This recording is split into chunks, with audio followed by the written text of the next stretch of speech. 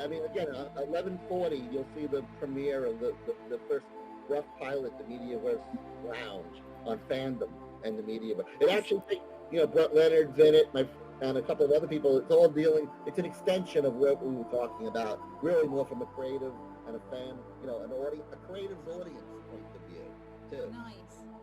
Hey, camera in here, huh?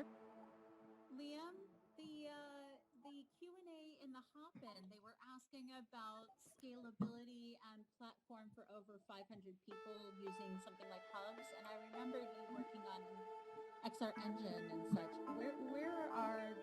Where are we at with scalability on these types of platforms? Where's Liam? Oh, Liam's right here. There's actually there is a secret link going around that's probably the most scalable web metaverse out there. That's our project, and we're pretty much toe-to-toe with Improbable and other systems as far as scalability.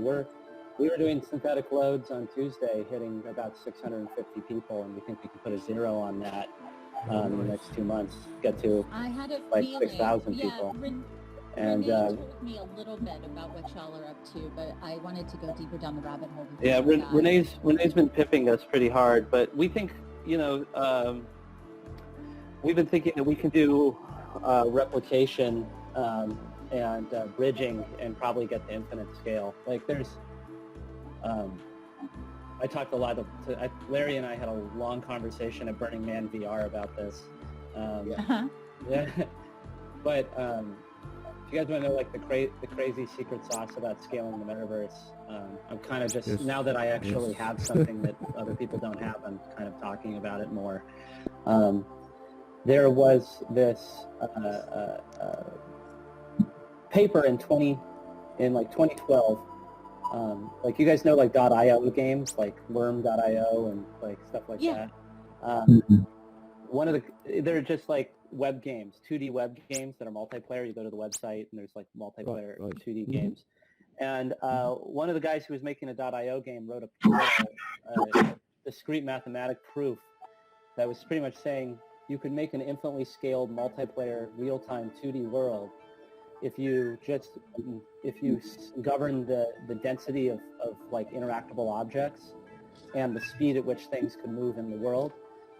Interesting. Under certain boundaries, you could create an infinite 2D world. And it was using something called an entity component system and another system called object container streaming. And now there's people trying to do this for a 3D world. So you can create infinitely scaled 3D worlds. And that's the metaverse. You want to create a persistent virtual layer on top of the real world. You need object container streaming and entity component systems that work together in replicas and shards of servers that mesh together seamlessly. And Improbable, Epic, Cloud Imperium, and Star Citizen, and Amazon, and the U.S. military, companies like B2 Mac, are all working on these systems. Some of them are much farther along than others. You have to do it, you have to create